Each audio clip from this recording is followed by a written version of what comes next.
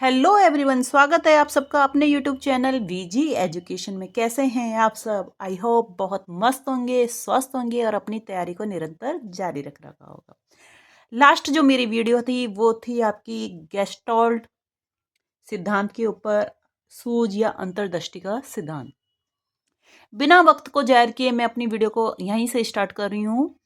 वो है आज का टॉपिक सामाजिक अधिगम सिद्धांत। आज का जो है सामाजिक अधिगम सिद्धांत, सोशल लर्निंग थ्योरी, जिसको बोलते हैं प्रत्यक्ष अधिगम सिद्धांत, डायरेक्ट लर्निंग थ्योरी या अनुकरणात्मक अधिगम सिद्धांत, इमिटेटिव लर्निंग थ्योरी या प्रतिरूप प्रतिमान अधिगम सिद्धांत, मॉडल लर्निंग थ्योरी या प्रेक्षणात्मक अवलोकनात्मक निरीक्षण युक्त अधिगम अधिगम सिद्धांत, ऑब्जर्वेशनल लर्निंग थ्योरी, सामाजिक संज्ञानात्मक सिद्धांत, सोशल कॉग्निटिव थ्योरी।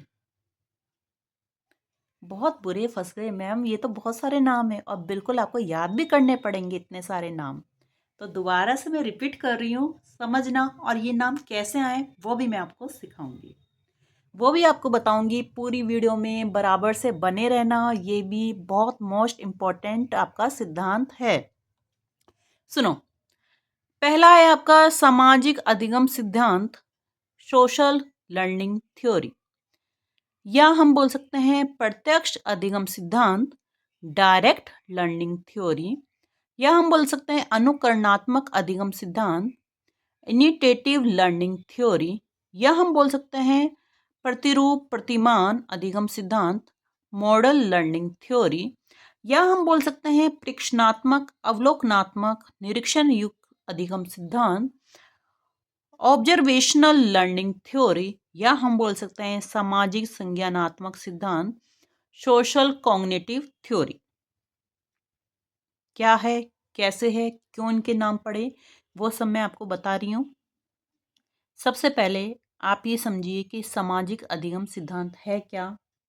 समझो, सामाजिक अधिगम सिद्धांत जिनके प्रवर्तक थे अल्बर्ट बांडुरा, जो कनाडा के थे। अल्बर्ट बांडुरा को ही संज्ञानात्मक क्रांति या संज्ञानात्मक आंदोलन का अग्रदूत भी कहा जाता है, फादर ऑफ कॉग्निटिव मूवमेंट। इनको सामाजिक संज्ञानवादी कहा जाता है। सहयोगी थे इनके वॉल्टर। इन्होंने प्रयोग किया था बोबो-डॉल पर 1961-63 में। इनकी जो पुस्तक थी, पुस्तक जरूर याद कर लेना भाई, पुस्तक मैंने बार बार कह रही हूँ, सारी बुक्स आपको याद होनी चाहिए। बुक्स थी the social learning theory 1977 and the social foundation of thought and action, a social cognitive theory 1986। इस पुस्तक के अंतर्गत सामाजिक अधिगम सिद्धांत को सामाजिक संज्ञानात्मक सिद्धांत नाम दिया गया था। अब ये क्या है, कैसे है, समझिए। होता क्या है कि बेटा,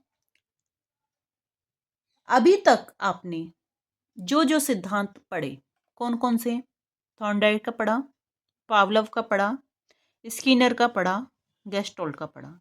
इन्होंने सब पे पशुओं पर ही इन्होंने अपना रिसर्च किया था। पशुओं पर ही उन्होंने रिसर्च करके, अपना प्रयोग करके, कह सकते हैं, अपना सिद्धांत निकाला था। लेकिन बांडुरा थे, अल्बर्ट बांडुरा, ये इस चीज के खिलाफ थे कि पशुओं पर प्रयोग ना करें। इन्होंने एक बात बोली कि बच्चा केवल अनुकरण करने से सीखता है। बच्चा जो देखता है, जहां रहता है, उसी से वो सीखता है। दूसरों को देखकर उनके अनुरूप व्यवहार करने के कारण, या फिर हम दूसरों को देख के ही अपने जीवन में उस व्यवहार को उतारते हैं, और समाज के द्वारा स्वीकृत व्यवहारों को धारण करने और अमान्य व्यवहारों को त्यागने के कारण ही इसको सामाजिक अधिगम कहते हैं। इसको हम अनुकरणात्मक क्यों कहते हैं? क्योंकि दूसरों के द्वारा किसी प्रतिमान द्वारा किए गए विशिष्ट व्यवहार के अवलोकन से अर्जित नवीन प्रतिक्रियाओं को ग्रहण करना ही अनुकरणात्मक सीखना कहलाता है। कि हमने किसी को देखा, आज मेरे सामने कोई टीचर है, मुझे बहुत पसंद है, मैंने अपने को उसके जैसा मानने की कोशिश करी है, वही मेरे लिए मॉडल है, जैसा वो व्यवहार करेगा वैसे ही मैं करूँगी। तो इसलिए इस सिद्धांत का नाम अनुकरणात्मक अधिगम सिद्धांत कहते हैं। शिक्षा शास्त्र ये कहता है कि बालक सामाजिक जीवन के में अनुकरण से ही सीखता है। वो किसी प्रतिमान के व्यवहार को देख के ही बालक उसका अनुकरण करने का व्यवहार करता है। इसलिए इसको सामाजिक अधिगम कहते हैं।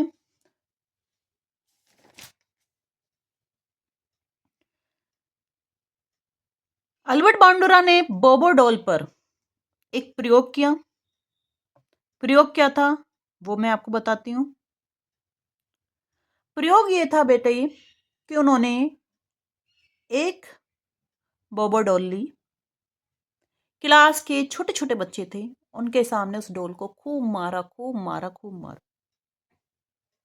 मारने के बाद क्लास के बच्चों को दो हिस्सों में बांट दिए, दो ग्रुप में बांटा। तो एक ग्रुप में क्या किया कि जब जिस बच्चे ने उसको मारा उसको प्रशंसा करी, वाह वाह बेटा बहुत अच्छी बात है, बहुत अच्छी बात है, आपने बच्चे को मारा, आपने डॉल को मारा, बहुत अच्छी बात है।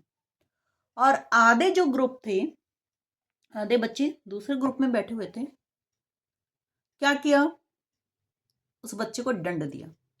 अब आधे बच्चों को तो क्या लगा कि भाई हम इसके साथ, अगर हम किसी के साथ दुर्व्यवहार करते हैं तो एक प्रशंसनीय कार्य है, और आधों को क्या लगा कि हम किसी के साथ गलत व्यवहार करते हैं तो क्या हुआ, उसमें दंड मिलेगा। वो बच्चे खेलने गए, उनको फिर इसी तरीके की डोल दी। जिन बच्चों को पता था कि ये बहुत अच्छा कार्य है, प्रशंसा मिलेगी, उन्होंने उसको मारना शुरू किया। तो हम वही कहना चाह रहे हैं, उन्होंने एक बात ही बताई कि बच्चा केवल अनुकरण से सीखता है, केवल वो देखकर ही सीखता है। तो यहाँ तक की बात आपको समझ में आई कि इसका नाम क्यों रखा गया। अब मैं आपको क्लियर बताती हूँ कि इनके नाम कैसे रखे गए हैं। पहला नाम मैंने रखा है इसका सामाजिक अधिगम सिद्धांत, सोशल लर्निंग थ्योरी, बच्चा समाज से सीखता है।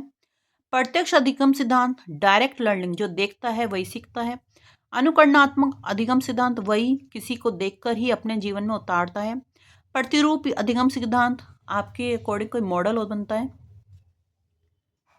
प्रेक्षणात्मक, ऑब्जर्व करना, अवलोकन करना, निरीक्षण करना, ये सब अधिगम सिद्धांत हैं और इन्हीं को बोलते हैं सामाजिक संज्ञानात्मक सिद्धांत।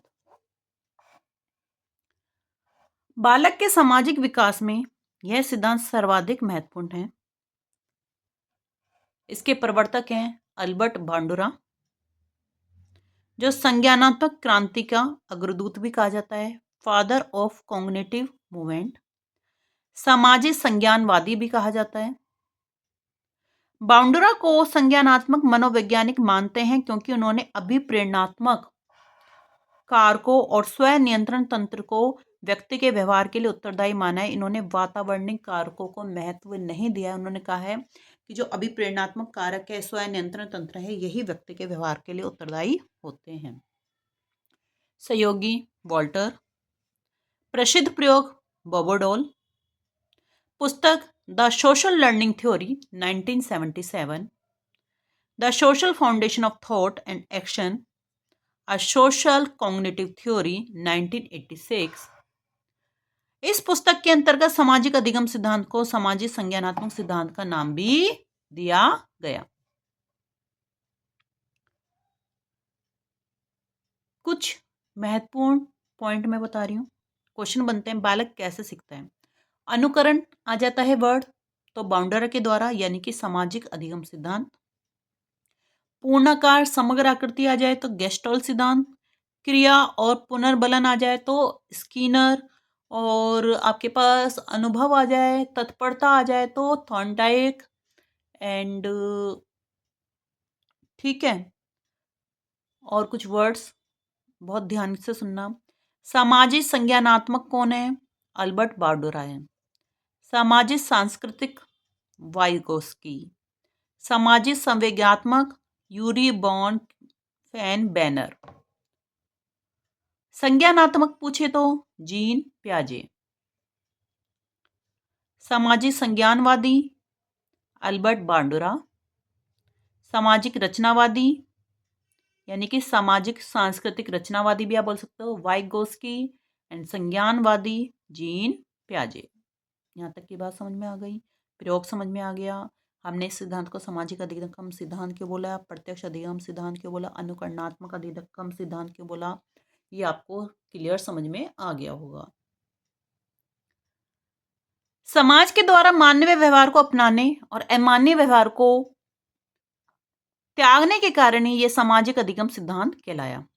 बांडुरा के द्वारा गुड़िया पर किए गए प्रयोग बोबो डॉल स्टडीज के नाम से जाना जाता है। गुड़िया को तोड़फोड़, आधे बच्चों के सामने तोड़ने वालों को प्रशंसा की थी, आधे बच्चों के सामने दंड। ये वही है जो मैंने अभी आपको एक प्रयोग बताया था। इसी तरीके का एक प्रयोग इन्होंने जोकर पे भी किया था। तो वो कह रहे हैं कि गुड़िया या जीवित जोकर पर किए गए प्रयोग से बांडुरा ने यह निष्कर्ष निकाला कि बालक अनुकरण यानी कि देखने और सुनने से सीखता है। बाउंडरा का मानना है कि बालक के विकास पर सामाजिक, संज्ञानात्मक और प्रेक्षणात्मक कारकों का प्रभाव पड़ता है। सुन लीजिए दोबारा कि बाउंडरा कहते हैं कि बालक के विकास पर सामाजिक, संज्ञानात्मक और प्रेक्षणात्मक यानी कि समाज का, माइंड का, और प्रेक्षणात्मक ऑब्जर्वेशन का, जो भी वो देखता है उसका प्रभाव पड़ता है। इसलिए बाउंडरा को प्रेक्षण विधि का जनक भी माना जाता है। बाउंडरा को प्रेक्षण विधि का जनक भी माना जाता है। लिंडग्रेन कहते हैं कि सामाजिक अधिगम की प्रक्रिया संपर्क से प्रारंभ होते ही, एक क्वेश्चन भी है कि सामाजिक अधिगम की प्रक्रिया कहाँ से प्रारंभ होती है, तो 4 ऑप्शन दे दिए जाएंगे, तो ध्यान रखना संपर्क से प्रारंभ होती है। सामाजिक अधिगम जीवन पर्यंत चलता रहता है, बिल्कुल। दूसरों के व्यवहार को देखकर सीखना सामाजिक अधिगम कहलाता है। दूसरों के व्यवहार को देखकर सीखना ही सामाजिक अधिगम कहलाता है। जिसको देखकर बालक व्यवहार करना सीखता है उसे हम क्या बोलते हैं, मॉडल कहते हैं, प्रतिमान कहते हैं। बिल्कुल समझ में आ गया आपको। तो इन प्रयोगों के द्वारा बाउंडरा ने प्रतिरूपण की प्रक्रिया के चरणों, पदों को निम्न प्रकार से स्थापित किया। ये जो प्रयोग किए थे उन्होंने मॉडल के जो प्रक्रिया के जो स्टेप हैं, पद हैं, उनको इस प्रकार से स्थापित किया है। सामाजिक अधिगम के सोपान या चरण कौन कौन से होते हैं, और ये चरण आपको बिल्कुल इसी क्रम में याद करने हैं। क्या क्या होते हैं सामाजिक अधिगम के सोपान। सबसे पहले अवधान यानी कि वो देखता है, ध्यान केंद्रित करता है। उसके बाद धारण, वो रिटेंशन करता है। तीसरे बार उसके बाद पुनः प्रस्तुतिकरण करता है। फोर्थ पुनर्बलन। अब समझो कैसे। आपकी क्लास में एक टीचर होता है, वो पढ़ाता है, तो बच्चे क्या करते हैं, छोटे बच्चे उसको कॉपी करने की कोशिश करते हैं। पहले उनको ध्यान से सुनते रहते हैं कि मेरी मैम ऐसे बोलती हैं। फिर उन्होंने अपने मन में क्या करा, पहले अवधान करा, अटेंशन से देखा, ध्यान केंद्रित करते हैं। उसके बाद वो धारण करते हैं, रिटेंशन करते हैं कि भाई अच्छा जी मैम ऐसे बोलती है, तो मैं उन्होंने अपने मन में, दिमाग में, मन मस्तिष्क में उस चीज को, उसके व्यवहार को अपने दिमाग में ले लिया। लेने के बाद वो सबके सामने प्रस्तुतिकरण करते हैं, रिप्रोडक्शन करते हैं सीखे हुए व्यवहार का। और उसके बाद व्यवहार का पुनः प्रस्तुतिकरण करने पर व्यक्ति को, यदि आप कहोगे तो वाह वाह बेटा, टीचर की आपने नकल करी, बहुत अच्छा किया, या सकारात्मक या नकारात्मक, जैसा भी आपको पुनर्बलन प्रदान करना है वो मिलता है। पुनर्बलन प्रदान होते के साथ ही उसको वो अभिप्रेरित हो जाता है, फिर दोबारा से उसी क्रिया को करने लग जाता है। ठीक है। तो यहाँ पर जो सामाजिक अधिगम के सोपान है वो कौन कौन से आ गए, कुछ नहीं, अवधान, धारणा, पुनः प्रस्तुतिकरण और पुनर्बलन। क्लियर, यहाँ तक की बात समझ में आ गई। अब बात करते हैं सामाजिक अधिगम के सिद्धांत के शैक्षिक महत्व। कुछ नहीं, बहुत सिंपल सा है कि बालक जो देखता है उसको सीखता है। तो सिंपल सा, कुछ भी याद नहीं है इसमें करना। बालक के व्यक्तित्व निर्माण में यह सिद्धांत विशेष उपयोगी है। शिक्षक बालक को छात्रों के व्यक्तित्व निर्माण के लिए उनके सामने आदर्श व्यवहार वाले प्रतिमान प्रस्तुत करने चाहिए। बिल्कुल, कि बालक के व्यक्तित्व का निर्माण में यह विशेष उपयोगी क्यों, शिक्षक को छात्रों के व्यक्तित्व निर्माण के लिए उसके सामने एक आदर्श व्यवहार वाले मॉडल प्रस्तुत करने चाहिए। आपका व्यवहार अच्छा होगा तो सामने बच्चा भी उसी चीज को सीखेगा। माता पिता और शिक्षकों को भी ध्यान देना चाहिए कि बालक के सामने व्यवहार को आकर्षक तरीके से, मतलब अच्छे तरीके से, एक आदर्श व्यवहार, क्योंकि बालक अनुकरण से सीखता है। बार बार वही बात होती है कि माता पिता शिक्षक जैसा आप दिखाओगे बच्चा वैसे ही सीखेगा। यह सिद्धांत सामाजिक विकास के लिए सर्वाधिक महत्वपूर्ण है।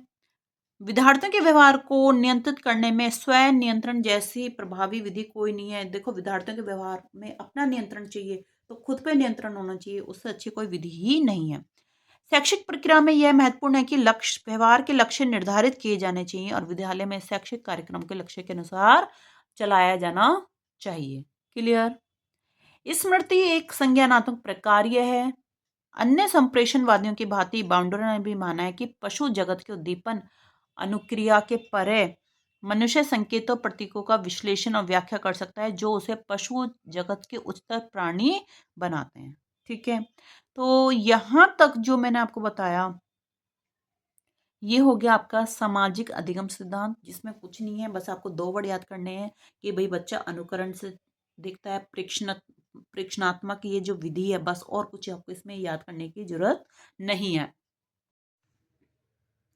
इस वीडियो में इतना ही, मिलते हैं अगली वीडियो में, तब तक के लिए bye bye, take care, have a nice day. आपको मेरी वीडियो कैसी लग रही है मुझे जरूर कमेंट बॉक्स में बताइएगा। वीडियो को शेयर करना, चैनल को सब्सक्राइब करना ना भूलिएगा। आपकी एक लाइक, आपका एक शेयर और आपके एक सब्सक्राइब करने से मुझे एक मोटिवेशन का काम करता है। और वैसे भी हम आजकल यही मनोविज्ञान में पढ़ रहे हैं कि मनोविज्ञान में पुनर्बलन, मोटिवेशन, अभिप्रेरणा, यही सब कुछ हम पढ़ रहे हैं।